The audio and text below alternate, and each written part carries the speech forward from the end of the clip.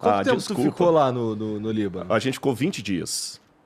Tá. 20 Bom, dias. você falou que foi porque não foi só Líbano, né? Eu fui para outros países. Foi uma viagem de 4 meses. Exatamente. Só no Líbano ficamos 20 dias. Fui confundido com espião israelense. É mesmo? Aí, essa história é boa. Essa história é curiosa. A gente estava assim, gravando. Lá, eles acham que todo mundo é espião. Fazendo Na Síria também falou isso comigo. A cara do Rodrigo. O Rodrigo tem cara de espião, pô. Pois é, já pensou. Ele chega com esse papinho, não, sou arqueólogo, não sou adventista. Não sei o quê. Não, então já fui... Tá, já falta... Eu tenho a minha coleção, né? Porque tem uns loucos na internet. Aí uma vez suspeitaram que eu era jesuíta infiltrado dentro da igreja adventista. Tem uns negócios, umas paradas dessas na internet aí. Que jesuíta infiltrado, espião e tal, tudo aí. Mas nunca israelense. Aí eu estava lá num bairro que é sede do Hezbollah. Tá.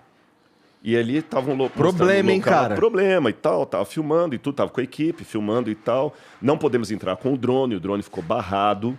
Todos os dias ia lá buscar o drone no aeroporto com todas as autorizações, todas. Um calhamaço de autorização assim, escrito em árabe, inglês, tudo. Igual você. Porque isso aí é o seguinte, quando você vai para um lugar desse, imagina que seja isso que ele esteja falando.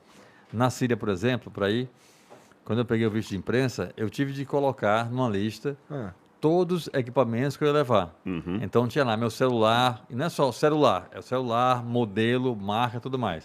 O celular, a máquina fotográfica, a máquina que eu levei da redação filmadora, tudo lá direitinho, bem descrito, entendeu? Uhum. É o caso que eu tô falando. Exatamente. Aí. Tudo que ele foi fazer lá... E tinha tudo na lista. Lá. E autorizado a entrar. Quando chega lá, confiscaram o drone do cara. Confisca. Aí chegaram lá, confiscaram, aí falaram que tinha um número de série que estava errado. Aí foi lá, corrigiu o número. E lutando com tudo, com... olha, por mim já liberava, mas tem que ter o carimbo do coronel. Aí o coronel falava, tem o carimbo do general. Tá com a inteligência. E o pessoal voltava lá no aeroporto, o drone não saía. A gente falava o mosquito branco, a gente criou alguns códigos. Não podia falar Israel, a gente falava o Rio Grande do Sul, porque falar Israel em inglês eles entendem, né? Aí eles só entregaram o drone quando eu e a Laura já estávamos indo embora no aeroporto, e mesmo assim eu fui escoltado por um oficial do Exército até a porta do avião. Para ter certeza, que o drone ia embora. E ele está até lá em casa guardado, que o drone não é meu e da equipe. Ele está com um lacrezinho, que eu nem abri, vou deixar para eles abrir, com o lacre do governo lá. Mas aí nesse dia a gente estava filmando lá no lugar e tinha uma senhora que estava explicando algumas coisas, só ouvindo assim, eu não falo árabe. A guia estava traduzindo assim. Daqui a pouco essa senhora saiu e vieram uns caras de moto. Aí eu fui gravar. Enquanto eu estava gravando, os caras falando alto lá, eu até pedi um pouquinho de silêncio, eles falando com a guia lá. Quando eu voltei, a guia, entre no carro agora e não levanta essa câmera mais. Porque ele entra no carro agora. Eu nunca vi a guia tão assustada como ela ficou naquele dia, né? Ela falou assim, vamos embora daqui. Aproveitar que os caras de moto saíram, porque eles podem voltar. O que é? Eles são do Hezbollah. E ele chegou e o sujeito começou a olhar para você. Explica o que é o Hezbollah. O Hezbollah o interessante, para quem não sabe, o Hezbollah é um braço de um partido político do governo, mas é um braço terrorista. Tá certo? Só que é o único, é como se as Farc, para dar uma comparação, porque o interessante é isso, o Hezbollah é o único exército paramilitar que é reconhecido pela ONU. Então, é como se as Farc agora tivessem reconhecimento da ONU. Então, tem o exército libanês e tem o Hezbollah.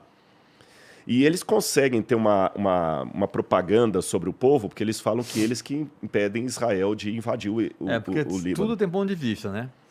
Pois é. Para Israel, o Hezbollah é um grupo terrorista. Para a Palestina, não. Eles são os protetores. Para a Palestina, o Hezbollah é um grupo de guerrilha com força bélica, né?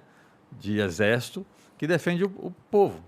Então, é por isso que a ONU reconhece o Hezbollah como um grupo militar de um país, de um Estado, entendeu? Uhum. Então, mesmo tendo o exército. Sim. Mesmo tendo o exército. Tem o exército, é como fosse, a gente tem o exército, tem as polícias militares dos Estados. É como fosse algo assim, entendeu? Tem as milícias também, pô.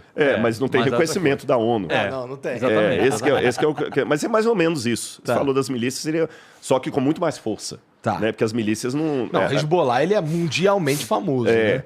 Aí ele começou a falar, aí eu não estava entendendo o que ele estava falando em árabe, ela falou assim, ele falou que eles já estavam monitorando a gente pela cidade aqui, e que você era um espião judeu, que você estava aqui, porque estavam em guerra lá com a Palestina invadida, que é como eles chamam Israel. Eles não chamam Israel, eles chamam Palestina invadida. E aí eu falei, a guia falou, não, ele é brasileiro mesmo. Não, ele não é brasileiro, não. Ele não... Você tem certeza que ele está falando português? Ela falou, sim, ele está falando português sem sotaque. E ele mostrou o passaporte. Esses são os piores. Esses são os piores. Eles aprendem todas as línguas. Meu Deus do céu, que pira. E aí a gente saiu andando nas vielas assim, né? Daqui a pouquinho a moto chegou do lado assim. Fechou aí, mas o cara da moto foi mais gente boa do que o outro que ficou, né? E aí ele pediu para ver, aí ele mostrou as fotos que nós estávamos sendo fotografados por toda a cidade. Aí ele pediu para abrir a câmera e para apagar umas 2 ou 3 vídeos que ele tinha feito lá, mas não prejudicou o projeto, não. Mas tive essa experiência. Então, assim, o que eu posso dizer é que na guerra todos perdem.